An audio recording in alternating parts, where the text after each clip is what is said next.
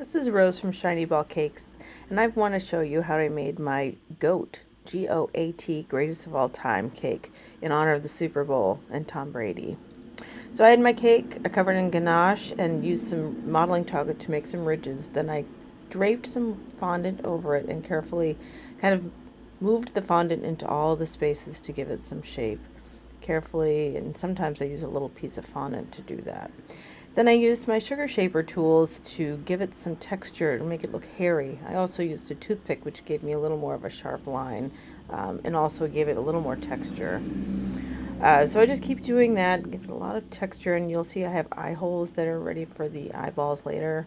I made some horns out of modeling chocolate and attached them, covered the seams with modeling chocolate. They're stuck in there with wooden skewers, which are food safe, of course. Then I used some yellow fondant to make the eyeballs, stuck them in the little sockets that I'd made, used some water, and then attached bottom and top eyelids made out of fondant. I textured and blended them into the rest of the cake so that you would sort of look seamless. And again, continuing to texture and to make it look hairy and not smooth. Goats aren't smooth. And then I took some paint. I took some airbrush color paint in this case and covered it all up, going lighter in some areas and darker in others. I used black initially, and then I went back over it with some mixture of white and brown just to give it a little more texture.